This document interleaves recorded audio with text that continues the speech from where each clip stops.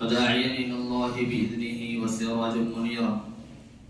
فأعوذ بالله من الشيطان الرجيم من همزه ونفخه ونفسه. بسم الله الرحمن الرحيم. يا أيها الذين آمنوا اتقوا الله حق تقاته ولا تموتن إلا وأنتم مسلمون. يا أيها الناس اتقوا ربكم الذي خلقكم من نفس واحدة وخلق منها زوجها وبث منهما رجالا كثيرا ونساء. واتقوا الله الذي تساءلون به والأرحام إن الله كان عليكم رقيبا. يا أيها الذين آمنوا اتقوا الله وقولوا قولا سديدا يصلح لكم أعمالكم ويغفر لكم ذنوبكم ومن يطع الله ورسوله فقد فاز فوزا عظيما. أما بعد فإن خير الحديث كتاب الله وخير الهدي هدي محمد صلى الله عليه وسلم وشر الأمور محدثاتها وكل محدثة بدعة وكل بدعة ضلالة وكل ضلالة في النار. فأعوذ بالله من الشيطان الرجيم. قاف والقرآن المجيد بل عجبوا أن جاءهم منذر منهم فقال الكافرون هذا شيء عجيب أئذا متنا وكنا ترابا ذلك رجع بعيد قد علمنا ما تنقص الأرض منهم وعندنا كتاب حفيظ بل كذبوا بالحق لما جاءهم فهم في أمر مريج أفلم ينظروا إلى السماء فوقهم كيف بنيناها وزيناها وما لها من فروج والأرض مددناها وألقينا فيها رواسي وأنبتنا فيها من كل زوج بهيج تبصرة وذكرى لكل عبد منيب. رب اشرح لي صدري ويسر لي أمري واحلل عقدة من لساني يفقهوا قولي رب زدني علما رب زدني علما. حاضرین و جمع، ہر قسم کی تعریف و توصیف، بزرگی اور بڑائی خالق کائنات مالک ارض و سما کے لیے لائق و سزاوار ہے، جس نے اس کائنات کو تن تنہا پیدا کیا، وہی اس کا مدبر اور پروردگار ہے، پالنہار ہے۔ درود و سلام کا نزول ہو انبیاء کرام علیہ السلام پر، خصوصاً ہمارے آخری نبی جناب محمد الرسول اللہ صلی اللہ علیہ وسلم پر، جن پہ نبوت و رسالت کا سلسلہ ختم ہوا اور انہی کے ذریعے سے ہم تک صحیح دین اور صحیح اسلام پہنچا۔ آپ حضرات نے گزشتہ خطبہ جمعہ میں گناہ کو معمولی نہ سمجھنے کے سلسلے میں کچھ باتیں سنی۔ آج کے خطبہ جمعہ میں انشاءاللہ اسی کے دوسرے حصے کے طور پر میں آپ کو وہ اسباب اور وسائل بتانے جا رہا ہوں جن کی بدولت اگر ایک انسان سے غلطی اور گناہ کا ہو جائے تو وہ اسباب و وسائل ہمارے اور آپ کے گناہوں کو مٹانے اور ختم کرنے کے لیے کافی ہیں باذن اللہ تبارک و تعالی۔ حاضرین، اللہ رب العالمین نے انسان کی فطرت ایسی ہی بنائی ہے کہ انسان کی فطرت میں خیر و شر دونوں کا مادہ رکھا ہے۔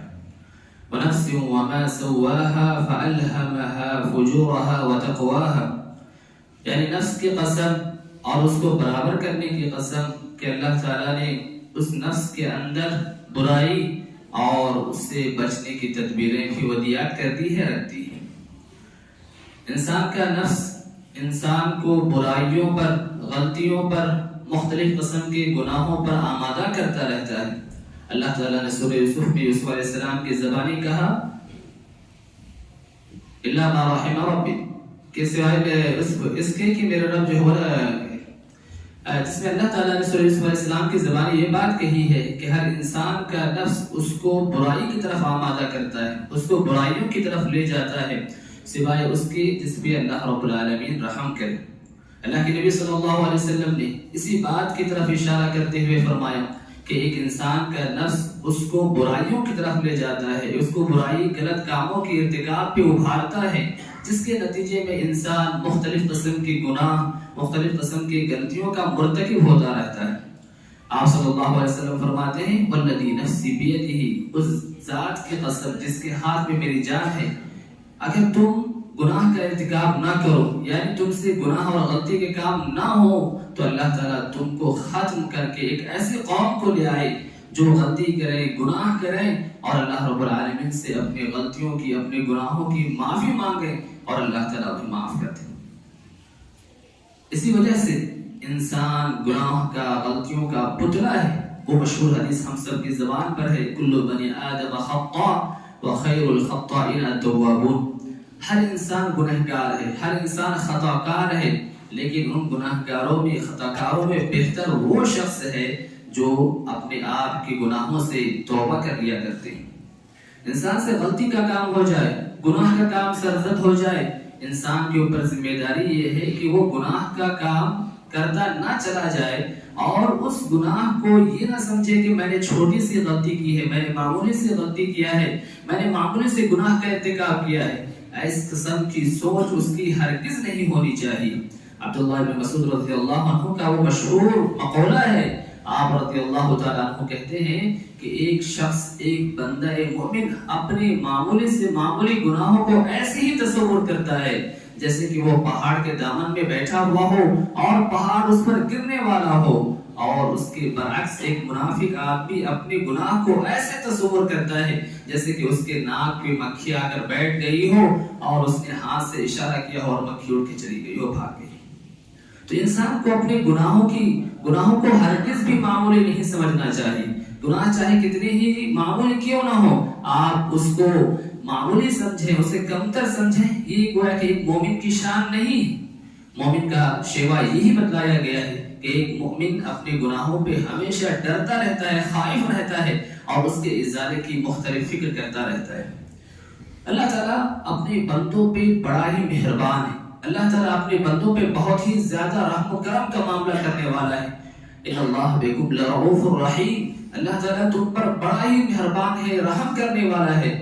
آپ نے آپ کو ہلاک نہ کرو. ان اللہ کان بکم رحیما. اللہ تعالیٰ تم پر رحم کرنے والا ہے، مہربان ہے. اور اللہ کی رحمت بندوں پہ بہت ہی زیادہ ہے، اس کی مختلف صورتیں ہیں.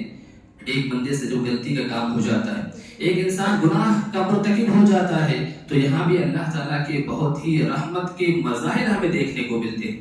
اس میں سب سے پہلا مظہر اللہ کا یہ ہے کہ ایک انسان کی اس غلطی کو، جیسے نیکیاں زیادہ لکھی جاتی ہیں، نیکیوں کا ثواب 10 گنا سے 700 گنا اور اللہ تعالیٰ جس کے لیے چاہے بڑھا کر کے دیتا ہے، ایسا گناہوں کے سلسلے میں نہیں ہوتا.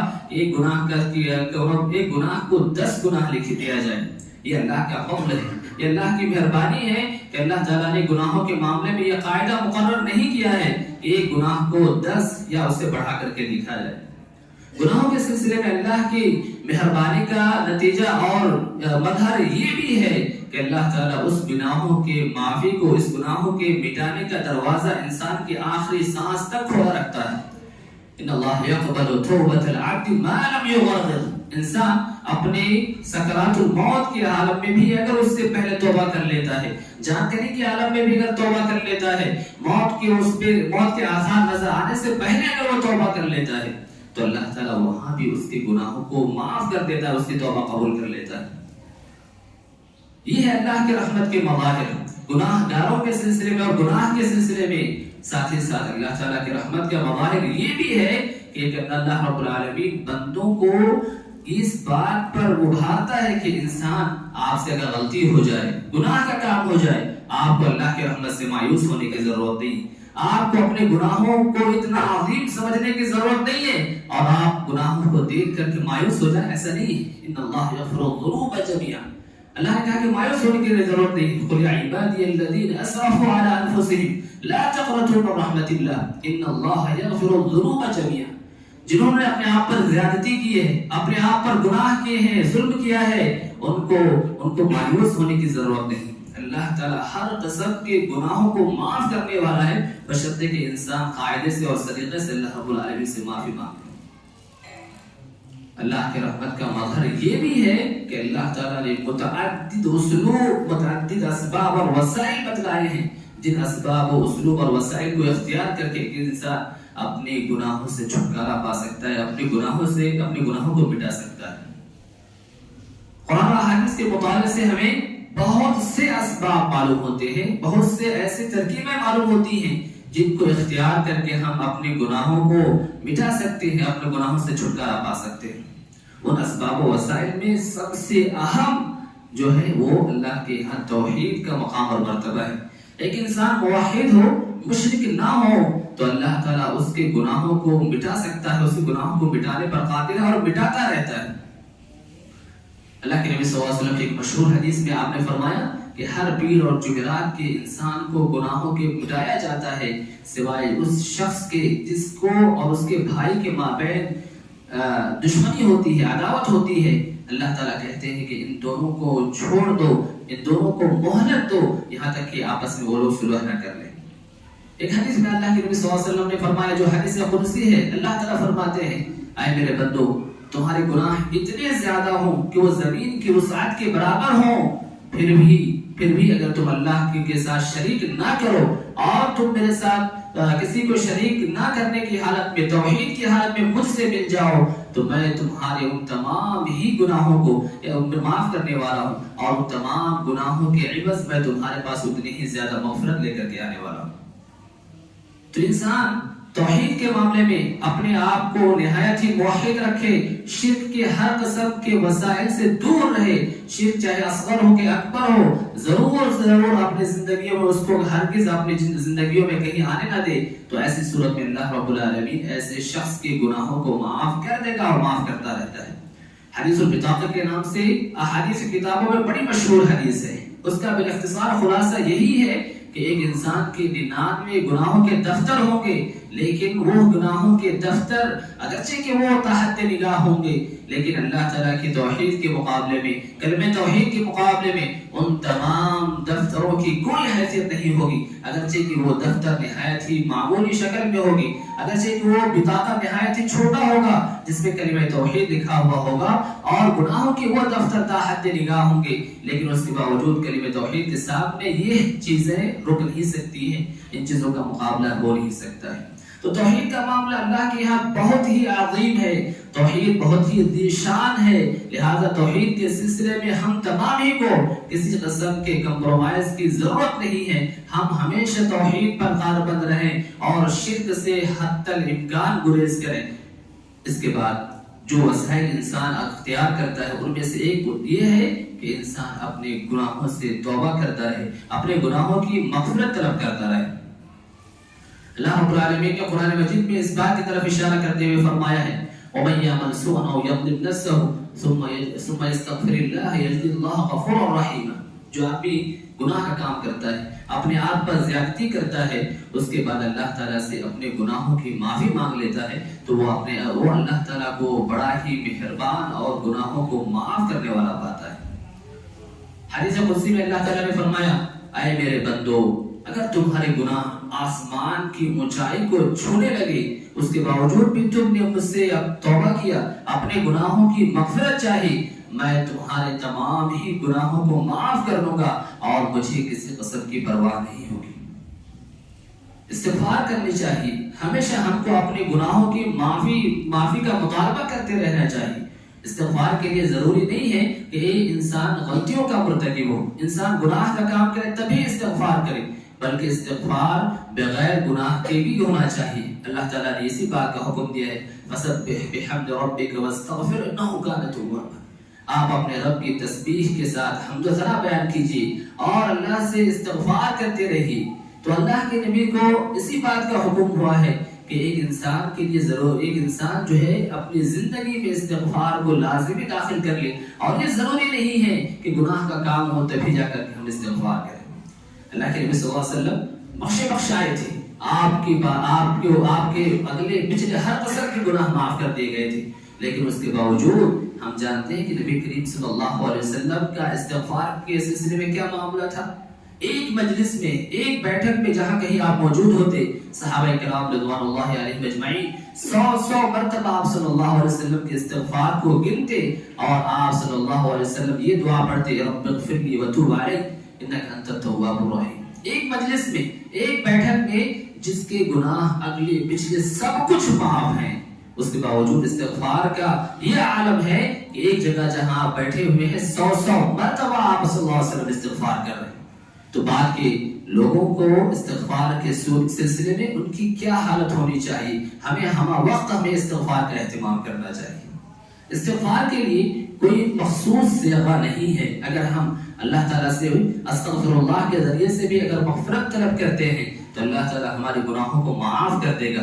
لیکن بالخصوص ان صیغوں کا ہمیں استعمال کرنا چاہیے، ان کلمات کو استعمال کرنا چاہیے، ان کلمات کے ذریعے سے ہمیں استغفار کرنی چاہیے جن کی شریعت میں خصوصی فضیلت آئی ہوئی ہے. اللہ کے نبی صلی اللہ علیہ وسلم نے سید الاستغفار نامی استغفار طلب کرنے کا ایک صیغہ بتلایا ہے جن کے ذریعے سے ہمیں اپنے گناہوں کی معافی طلب کرنے کا اہتمام کرنا چاہیے. اسی طریقے سے استغفر اللہ الذی لا الہ الا هو الحی القیوم واتوب الیہ، اس صیغہ کے ذریعے سے اگر ہم اللہ تعالیٰ سے اپنے گناہوں کی معافی طلب کرتے ہیں تو اللہ کے نبی صلی اللہ علیہ وسلم نے فرمایا کہ اگر ایسا شخص میدان سے بھاگ نکلا ہو، لڑائی کا میدان چھوڑ کر کے نکل گیا ہو اور یہ بہت ہی بڑا گناہ ہے، کبیرہ گناہوں میں سے ہے، تو اللہ کے نبی صلی اللہ علیہ وسلم نے کہا کہ اس صیغے کے ذریعے سے استغفار کرنے والا شخص اس کا گناہ بھی معاف ہو جائے گا. تو بدرجہ اولا دوسرے گناہ انشاءاللہ ضرور معاف ہوں گے. اسی طریقے سے وہ وسائل اور اسباب جن کی بدولت ہم اپنے گناہوں کی تلافی کر سکتے ہیں، اپنے گناہوں کی معافی مانگ سکتے ہیں، وہ ہے اللہ کے نبی صلی اللہ علیہ وسلم پہ بکثرت درود کا اہتمام کرنا. آپ صلی اللہ علیہ وسلم کی امتی پر آپ کا جو حق عائد ہوتا ہے ان میں سے ایک حق یہ ہے کہ ہم اللہ کے نبی صلی اللہ علیہ وسلم پر ہمیشہ جب آپ کا نام آئے یا آپ کا نام نہ آئے تو بھی درود بھیجنے کا اہتمام کریں. آپ صلی اللہ علیہ وسلم پر اگر ہم ایک مرتبہ درود بھیجتے ہیں تو اللہ تعالیٰ ہم پر 10 رحمتیں نازل کرے گا، 10 گناہ معاف کر دیے جائیں گے اور ہمارے 10 درجات بلند کر دیے جاتے ہیں. جمعہ کے دن آپ صلی اللہ علیہ وسلم نے ہمیں خصوصی طور پر اس بات کی رہنمائی کی ہے کہ ہم آپ صلی اللہ علیہ وسلم پر بالخصوص اس بات کا اہتمام کریں کہ ہم کثرت سے اس دن آپ صلی اللہ علیہ وسلم پر درود بھیجنے کا اہتمام کریں. تو یہ آپ صلی اللہ علیہ وسلم کا حق بھی ہے اور ہمارے گناہوں کی معافی کا ذریعہ بھی ہے، ہمارے درجات کے بلند ہونے کا سبب بھی ہے. لہذا اس عمل کا ہم خصوصیت کے ساتھ اہتمام کریں، چاہے جمعہ کا دن ہو چاہے کوئی بھی دن ہو، آپ صلی اللہ علیہ وسلم کا نام آئے آپ کا نام نہ آئے، پھر بھی ہم اپنی زندگی میں اس عمل کو ایک خاص اہتمام کے ساتھ اس کی ضرور پابندی کریں. صبح میں ہو، شام میں ہو، دوپہر میں ہو، کچھ تعداد میں آپ صلی اللہ علیہ وسلم پہ آپ درود بھیج سکتے ہیں اور ان فضائل اور ان فوائد سے ہم بہرہور ہو سکتے ہیں. اسی طریقے سے وہ اسباب جن کی بدولت ہمارے گناہ معاف ہوتے ہیں وہ ہے کہ ہم اپنے بھائیوں سے ملاقات کے وقت، ایک مسلمان بھائی سے ملاقات کے وقت جہاں سلام کا اہتمام کرتے ہیں وہی ہم مصافحہ کا بھی اہتمام کریں. بس اوقات دیکھا جاتا ہے کہ سلام تو کر لیتے ہیں لیکن مصافحہ نہیں کرتے. مصافحہ کی فضیلت اللہ کے نبی صلی اللہ علیہ وسلم نے فرمائی کہ جب دو مسلمان آپس میں ملتے ہیں اور آپس میں ایک دوسرے سے مصافحہ کرتے ہیں تو کہا کہ جدا ہونے سے پہلے ہی ان کے گناہ معاف کر دیے جاتے ہیں. جدا ہونے سے پہلے ہی ان کے گناہ معاف کر دیے جاتے ہیں. تو ہمیں اس بات کا خصوصی اہتمام کریں کہ جہاں ہمیں شریعت سلام کو عام کرنے کی تعلیم دیتی ہے وہی ہماری یہ کوشش ہو کہ جب بھی ہم ملیں تو سلام کے ساتھ ساتھ ضرور مصافحے کا اہتمام کریں تاکہ ہمارے گناہ معاف ہوتے رہیں. اسی طریقے سے وہ اسباب جن کی بدولت ہمارے گناہ معاف ہوتے ہیں وہ ہے ایک مسلمان کا دوسرے مسلمان کے حق میں استغفار کرنا، ایک مسلمان کا دوسرے مسلمان کے حق میں گناہوں کی معافی طلب کرنا. سورہ نوح میں اللہ تعالیٰ نے نوح علیہ السلام کی زبانی یہی دعا سکھلائی ہے، رب اغفر لی ولوالدی وللمؤمنین والمؤمنات ولا تزد الظالمین الا تبارا. کہ اے میرے رب میرے گناہ کو معاف کر دے، اے میرے رب میرے گناہ کو معاف کر دے اور ان لوگوں کے گناہ کو بھی معاف کر دے جو مومن ہیں، چاہے مرد ہیں چاہے عورت ہیں، اور ظالموں کے لیے ہلاکت و بربادی ہی میں اضافہ کر. سورہ حشر میں اللہ تعالیٰ نے مومن کی شان یہ بتلائی ہے کہ ایک مومن دوسرے مومن کی گناہوں کو معافی مانگتا رہتا ہے، چاہے وہ اس کے بھائی ہوں، چاہے آنے والے ہوں، چاہے گزر گئے ہوں، سبھی کے لیے ایک بندہ ایک مومن گناہوں کی معافی طلب کرتا رہتا ہے. اللہ تعالیٰ نے کہا ربنا والذین جاءوا من بعدهم يقولون ربنا اغفر لنا ولإخواننا الذين سبقونا بالإيمان ولا تجعل في قلوبنا غلا للذين آمنوا.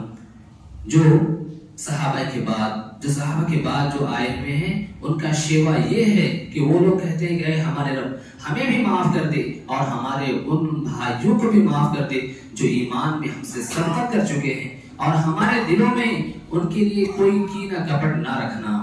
تو ایک مسلمان کا دوسرے مسلمان کے حق میں مغفرت طلب کرنا یہ بھی گناہوں کی بخشش کے اسباب میں سے ہے. ہم اپنے لیے بھی گناہوں کی بخشش طلب کریں اور ساتھ ہی ساتھ اپنے مومن بھائیوں کے لیے بھی گناہوں کی مغفرت طلب کریں. باذن اللہ تعالیٰ اس کی وجہ سے جہاں آپ کی گناہوں کو معاف کرے گا وہیں دوسرے مسلمان بھائیوں کے گناہوں کو بھی معاف کر دے گا. یہ تو وہ اسباب ہوئے جو انسان مختلف نیک اعمال کے ذریعے سے انجام دیتا ہے اور اپنے گناہوں کی معافی طلب کرتا رہتا ہے. ساتھ ہی ساتھ اللہ کے نبی صلی اللہ علیہ وسلم نے اس کے علاوہ اور بھی بہت سے اسباب بتلائے ہیں، بہت سے اذکار بتلائے ہیں جن کی بدولت ہم اپنی گناہوں کو معاف کروا سکتے ہیں. بالخصوص 3 اذکار ایسے ہیں جن کے سلسلے میں آپ صلی اللہ علیہ وسلم کی خصوصی تاکید ہے. آپ نے فرمایا کہ جو شخص دن بھر میں سبحان اللہ و بحمدہ 100 مرتبہ کہتا ہے اس کے گناہ معاف کر دیے جاتے ہیں، اگرچہ کہ وہ سمندر کے جھاگ کے برابر ہی کیوں نہ ہو. لہذا دن بھر میں سبحان اللہ و بحمدہ ہم پڑھنے کا اہتمام کریں، 100 مرتبہ ہم اس ذکر کا اہتمام کریں اور اس کے لیے بہت زیادہ وقت درکار نہیں ہے. کسی نماز کے بعد آپ بیٹھ کر کے 2 منٹ میں انشاءاللہ العزیز 100 مرتبہ سبحان اللہ و بحمدہ کہہ سکتے ہیں اور نتیجتاً ہمارے سارے گناہ معاف ہو جائے گا. اسی طریقے سے آپ صلی اللہ علیہ وسلم نے کہا کہ کوئی آدمی اس بات سے عاجز ہے کہ وہ دن بھر میں 1000 نیکیاں کما لے. صحابہ کو تعجب ہوا کہ اللہ کے نبی صلی اللہ علیہ وسلم دن بھر میں 1000 نیکیاں کیسے کوئی کما سکتا ہے. آپ نے کہا کہ 100 مرتبہ اللہ کی تسبیح بیان کر دے گا، 100 مرتبہ اللہ کی پاکی بیان کر دے گا تو ایسے شخص کے لیے یا تو 1000 نیکیاں لکھ دی جائیں گی یا تو 1000 گناہ معاف کر دیے جائیں گے. بھلا بتلائیے سبحان اللہ کے ذریعے سے 100 مرتبہ تسبیح بیان کرنے میں کتنا وقت لگے گا. نتیجہ اس کا یہ ہوگا، اس کا فائدہ یہ ہوگا کہ ہمارے سارے کے سارے گناہ معاف ہو سکتے ہیں. اذکار میں سے ایک ذکر جو ہمارے گناہوں کی بخشش کا ذریعہ ہے، لا الہ الا اللہ وحدہ لا شریک لہ لہ الملک و لہ الحمد وہو علی کل شیء قدیر ہے. آپ نے کہا کہ جو آدمی دن بھر میں 100 مرتبہ اس ذکر کا اہتمام کرتا ہے تو وہ دن بھر شیطان کے شر سے محفوظ رہتا ہے. 100 نیکیاں لکھ دی جاتی ہیں، 100 گناہ مٹا دیے جاتے ہیں اور اس ذکر کا 100 مرتبہ اہتمام کرنے والے کے لیے 10 غلام آزاد کرنے کے برابر ثواب ملتا ہے. ایک ذکر کی بدولت انسان ان فوائد سے بہرور ہوتا ہے، ان فوائد کو حاصل کرتا رہتا ہے، شیطان کے شر سے بھی محفوظ رہتا ہے اور ساتھ ہی ساتھ 100 نیکیاں بھی لکھی جاتی ہیں، 100 گناہ بھی معاف کر دیے جاتے ہیں اور انسان کے لیے 10 غلام آزاد کرنے کے برابر جو ثواب ہو سکتا ہے وہ ثواب وہ بندہ پا لیتا ہے. اس ذکر کو 100 مرتبہ کہنے کے لیے تقریباً 5 سے 7 منٹ کا وقفہ لگتا ہے. ہم کسی نماز کے بعد بیٹھ جائیں اور اس ذکر کا اہتمام کر لیں اور ان فوائد سے ہم بہرور ہو جائیں. گناہ کی بخشش میں سے نماز اور نماز کے بعد اتنے اذکار ہیں جو انسانوں کی گناہوں کی مغفرت کا سبب بنتے ہیں. اذان ہے، اذان دینا یہ بھی جو ہے اس کی اتنی فضیلت آئی ہے کہ اللہ کے نبی صلی اللہ علیہ وسلم نے فرمایا کہ مؤذن کی آواز جہاں تک جاتی ہے وہاں تک اس کے گناہ کو معاف کر دیا جاتا ہے. ایک انسان نماز کے لیے وضو کرتا ہے اور اچھے سے وضو کرتا ہے. آپ نے فرمایا کہ اچھے سے جب انسان وضو کرتا ہے تو انسان وضو کرنے کے بعد ایسے ہی اس کے گناہ جھڑ جاتے ہیں. آپ پانی کے آخری قطرے کے ساتھ یا پانی کے ساتھ اس کے گناہ جھڑتے چلے جاتے ہیں. مکمل وضو کرنا ہے، اچھے سے وضو کرنا ہے، آپ کے گناہ جھڑ رہے ہیں. گھر سے مسجد کی طرف چل کر کے آ رہے ہیں. اللہ کے نبی صلی اللہ علیہ وسلم نے فرمایا کہ انسان کے ایک قدم پہ جو ہے اس کے درجات بلند ہوتے ہیں اور ایک قدم پہ اس کے گناہ معاف ہو رہے ہیں. نماز کوئی بھی ہو، فرض نماز بالخصوص، یہ ہمارے گناہوں کی معافی کا ذریعہ ہے. اللہ کے نبی صلی اللہ علیہ وسلم نے صحابہ کو سمجھایا کہ کسی کے دروازے پر نہر بہ رہا ہو اور وہ اس میں دن میں 5 مرتبہ غسل کرتا ہو، کیا انسان کے جسم پہ کوئی میل کچیل باقی رہے گا؟ صحابہ نے کہا کہ نہیں. تو کہا کہ یہی مثال ہے 5 وقت کی نمازوں کی کہ اللہ تعالیٰ اس کے ذریعے سے بندوں کے گناہوں کو مٹاتا رہتا ہے. نماز میں ہم آتے ہیں دعا استفتاح پڑھتے ہیں، اللہم باعد بینی و بین خطایا. یہ گناہوں کی معافی کے لیے دعا سکھلائی گئی ہے کہ اللہ تعالیٰ ہمیں ہمارے گناہوں سے نہایت ہی دور کر دے. اتنی دور کر دے جتنی دوری مشرق اور مغرب کے مابین ہے۔ رکوع میں جاتے ہیں، رکوع کی دعا پڑھتے ہیں، رکوع کی دعا میں بھی مغفرت گناہ کے سلسلے میں مغفرت کی بات موجود ہے۔ اللہم اغفر لی ورحمنی، اللہم اغفر لی ورحمنی۔ تو اللہ تعالیٰ سے رکوع میں بھی ہم گناہوں کی معافی طلب کرتے ہیں۔ رکوع سے اٹھتے ہیں، امام کے ساتھ ربنا لک الحمد کہتے ہیں، اور ہمارا یہ کہنا فرشتوں کے کہنے کے برابر ہو جاتا ہے۔ آپ نے فرمایا غفر لہ ما تقدم من ذنبہ، اس کے سابقہ سارے گناہ معاف ہو جاتے ہیں۔ اس سے پہلے فرشتوں کے ساتھ ہم آمین کہتے ہیں جہری نمازوں میں، ہمارا آمین کہنا فرشتوں کے آمین کہنے کے موافق ہو جائے تو آپ نے فرمایا غفر لہ ما تقدم من ذنبہ۔ سجدے میں جاتے ہیں، سجدہ دعا کی قبولیت کا بہت ہی اہم وقت ہوتا ہے۔ اللہ کے نبی صلی اللہ علیہ وسلم سے سجدے میں جو دعائیں منقول ہیں ان میں ہے اللہم اغفر لی ذنبی کلہ دقہ و جلہ، اے اللہ میرے ہر قسم کے گناہ کو معاف کر دے، چاہے وہ گناہ چھوٹا ہو یا بڑا، ہر قسم کے گناہ کو معاف کر دے۔ دونوں سجدوں کے درمیان بیٹھتے ہیں، ان میں جو گناہ کی معافی کی دعا ہے وہ کیا ہے؟ اللہ رب اغفر لی، رب اغفر لی، اے میرے رب میرے گناہوں کو معاف کر دے۔ اور یہی عمل بقیہ تمام رکعتوں میں ہوتا رہتا ہے۔ تشہد میں بیٹھتے ہیں، تشہد میں اللہ کے نبی صلی اللہ علیہ وسلم نے کہا، حضرت ابوبکر رضی اللہ تعالیٰ عنہ نے نبی کریم صلی اللہ علیہ وسلم سے درخواست کی، اے اللہ کے نبی صلی اللہ علیہ وسلم مجھے کوئی ایسی دعا سکھلا دیجئے تاکہ میں نماز میں پڑھ سکوں۔ اللہ کے نبی صلی اللہ علیہ وسلم نے کیا سکھلائی؟ اللہم انی ظلمت نفسی الی آخری، کہ اللہ میں نے اپنے آپ پر بہت ہی زیادہ ظلم کیا ہے۔ تو وہ ہے کہ یہ نماز اور نماز کے آگے، نماز کے درمیان میں، نماز کے بعد بہت سے ایسے اعمال ہیں جو ہمارے گناہوں کی مغفرت کا سبب بنتے ہیں۔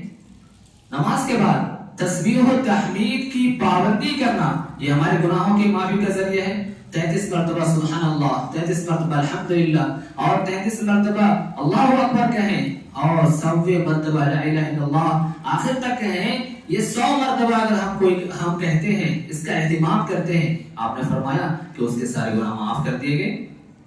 نماز سے فارغ ہو کر آپ اپنی جگہ پر بیٹھے رہتے ہیں تو فرشتے ہمارے حق میں دعائیں کرتے رہتے ہیں، اللہم اغفر لہ، اللہم ارحمہ، اے اللہ تعالیٰ اس بندے کو معاف کر دیں، اس بندے پہ رحم کریں۔ تو یہ نماز ہے یومی ہم 5 مرتبہ پڑھتے ہیں، 5 مرتبہ ہم وضو کر کے آتے ہیں اور ان سارے اعمال کو انجام دیتے ہیں۔ ان تمام اعمال کے ذریعے سے اللہ تعالیٰ ہمارے گناہوں کو معاف کرتا رہتا ہے۔ تو یہ سارے اعمال چاہے ہمارے اختیار کرنے کی ہوں یا ہم نماز میں انجام دیتے رہتے ہیں، اللہ تعالیٰ اتنا مہربان ہے کہ ان اعمال کے ذریعے سے ہمارے گناہوں کو معاف کرتا رہتا ہے، مٹاتا رہتا ہے۔ لیکن اس کے باوجود اگر ہمارے گناہ مٹ نہ پائیں، اگر ہمارے گناہ ختم نہ ہو پائیں، اگر ہم سے گناہ دھل نہ پائے تو ایسے شخص کے لیے ہلاکت و بربادی ہی ہے۔ عبداللہ بن مسعود رضی اللہ تعالیٰ عنہ ہی کا ایک اثر ہے، کہتے ہیں ویل لمن غلبت آحاد عشرات، آدمی کے لیے ہلاکت و بربادی ہو، اس شخص کے لیے ہلاکت و بربادی ہی ہو جس کے ایک اس کے 10 پر غالب آ جائے، جس کا ایک اس کے 10 پر غالب آ جائے، اس کے لیے ہلاکت و بربادی ہی ہے۔